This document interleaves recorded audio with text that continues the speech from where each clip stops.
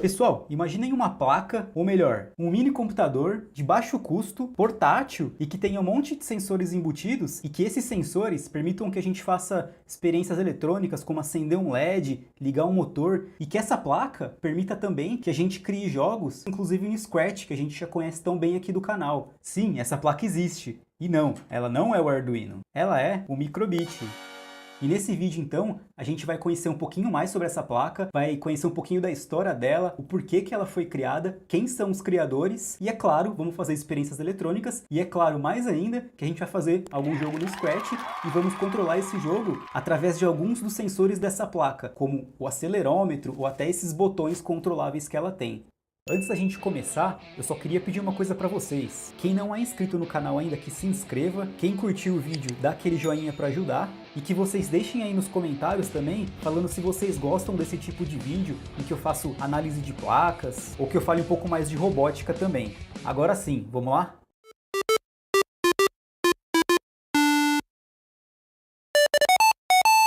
Para quem não conhece, essa plaquinha é o Microbit. Olhando pela primeira vez, parece que ela é só outro concorrente do Arduino ou do Raspberry Pi.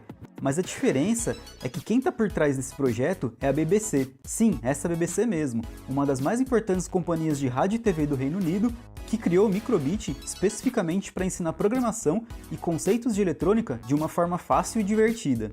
O Microbit tem apenas 4 cm de altura e 5 cm de largura, e é equipado com vários recursos, como processador com baixo consumo de energia, porta micro USB, acelerômetro, bússola, conexão Bluetooth, 2 botões programáveis e 5 portas de entrada e saída, para que a gente consiga conectar outros componentes eletrônicos nela, como um LED, um motor e etc.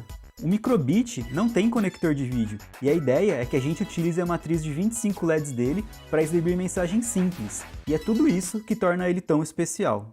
Então, indo para a parte prática agora, esse aqui é o site do Microbit, microbit.org. Vou colocar em tela cheia só para facilitar a visualização. E nessa página inicial, eles explicam então um pouquinho sobre o projeto. Eu vou pular toda essa parte, porque a gente já viu isso, e o objetivo mais agora é a gente ir para a mão na massa. Mas só para falar rapidinho, aqui eles explicam um pouco as formas que a gente pode programar. Então, a primeira forma é usando o Make Code Editor, que é o editor padrão deles, que é o que a gente vai usar, inclusive aqui nos nossos experimentos. E esse editor por padrão, ele usa programação em blocos, mas também tem a possibilidade de programar em JavaScript. E como alternativa, a gente tem o editor Python. O Python, para quem não sabe, é uma linguagem de programação, e a gente também pode usar essa linguagem para programar a nossa plaquinha e fazer ela responder os nossos comandos. Então vamos entrar aqui no Make Code Editor. Aqui nessa tela inicial, eles já dão vários exemplos de projetos, de tutoriais. Então, para quem está começando, eu aconselho que passe por todos, ou no máximo possível de projetos que conseguir,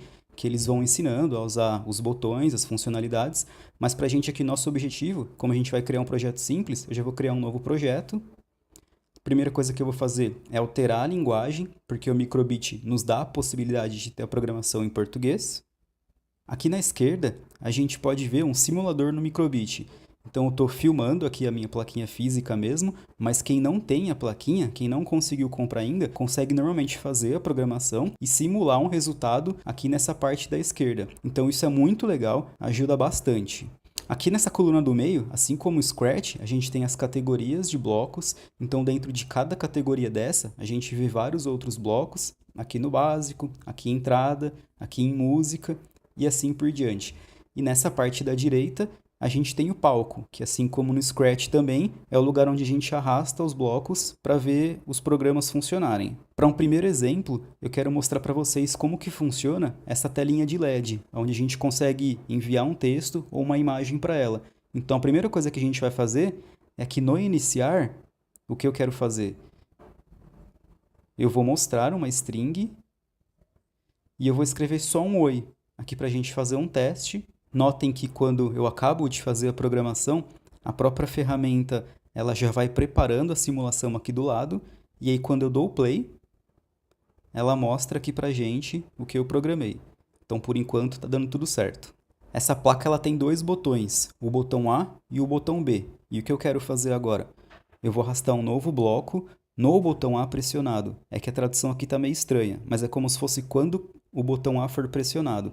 E o que eu quero fazer nessa situação, quando essa ação for executada, eu vou mostrar um ícone. Então, além de mostrar uma string, a ferramenta também nos dá a possibilidade de mostrar um ícone, e ela já traz alguns aqui pré-definidos para a gente. Eu vou colocar uma carinha de feliz, só para a gente fazer um teste, e vamos ver aqui no simulador. Beleza, ele está mostrando o oi. Vou até tirar isso para não atrapalhar a gente. E agora, quando o botão A for pressionado, deve exibir a carinha que a gente programou. Beleza, deu tudo certo, é isso que aconteceu. Legal, agora a gente conseguiu fazer essa simulação e eu quero jogar isso para a minha placa, fazer ela acontecer de verdade na minha placa física. Como que eu faço? Isso é muito simples, basta eu clicar nesse botão de baixar, ele vai fazer um download desse projeto para o meu computador. Com o download feito, a própria ferramenta explica o que eu preciso fazer. Aqui está tudo em inglês, mas basicamente eu preciso pegar esse arquivo que baixou e copiar esse arquivo para o drive que foi criado no meu computador quando eu conectei a placa na minha porta USB. Vamos ver isso na prática? É bem simples mesmo.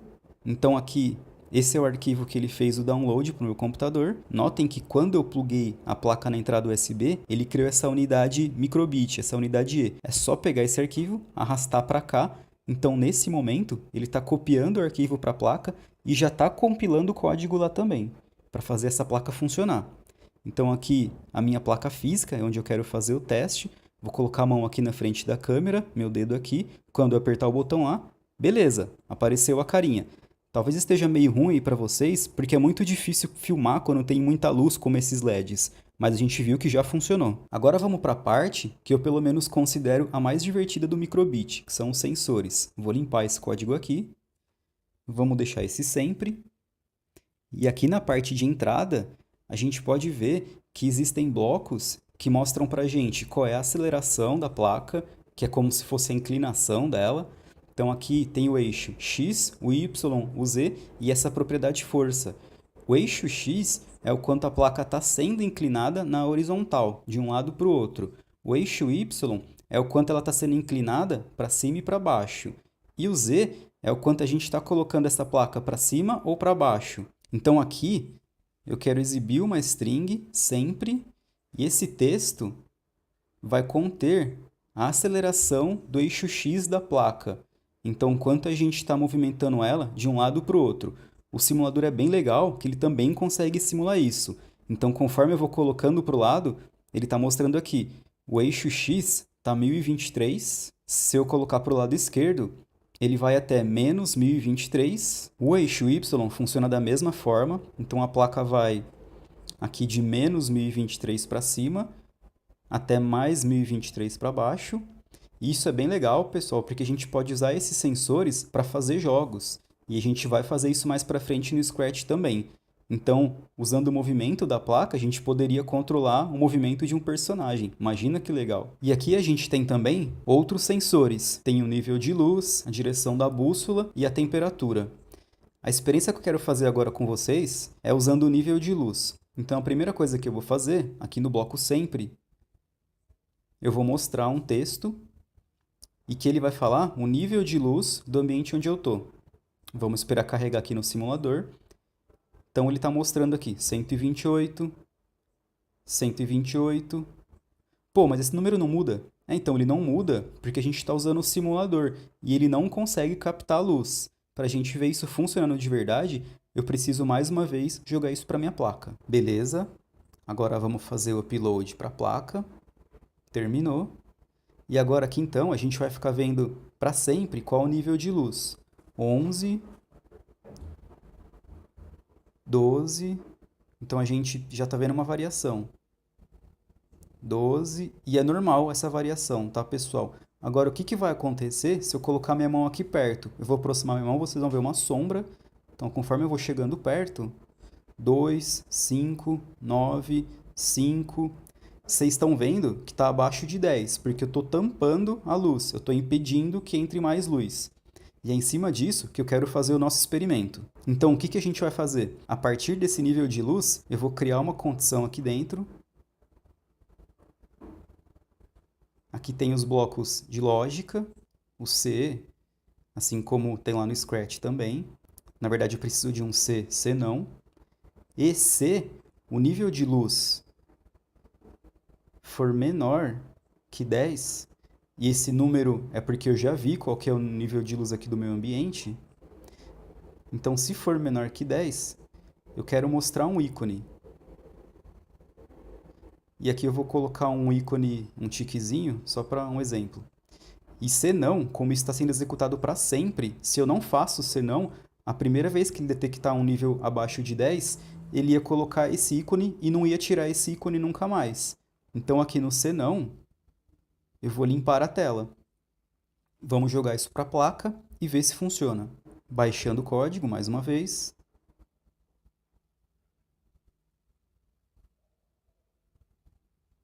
Beleza. Vamos fazer o upload, deixar ele compilar o código. E agora vamos ver o que acontece na placa. Ó, ela está quietinha, pessoal, não está mostrando nada, porque provavelmente ela está entrando na condição do senão. Vou tentar aproximar minha mão novamente para permitir que menos luz entre e ver se funciona o tiquezinho. Ó, beleza, funcionou. Vocês estão vendo a sombra da minha mão aqui se aproximando. Então estou impedindo que entre muita luz e mostrou o tique. Agora eu vou tirar a minha mão e beleza, sumiu de novo porque o nível ficou acima de 10. Então aproximando, tirando de perto, limpa a tela. Então, como vocês viram, é muito fácil fazer esse tipo de experiência. É óbvio que dá pra gente fazer umas coisas mais complexas. Ela tem sensores realmente potentes, inclusive tem esses pininhos aqui que a gente pode brincar, como eu disse, ligando componentes externos, como um LED, um motor. E para isso, a gente teria que usar os blocos dessa categoria aqui em avançado, pins, que é pinos em inglês. Então, eu posso ler um pino, eu posso gravar um valor nesse pino, ou seja, jogar um valor para fora, fazer que uma luz acenda, por exemplo. E tem vários outros blocos nessa categoria de avançado, blocos específicos para jogos, blocos para criar novas funções, para a gente manipular a matriz, até blocos para a gente fazer comunicação serial. Então, mandar um valor, receber um valor. Então, essa placa ela é muito poderosa.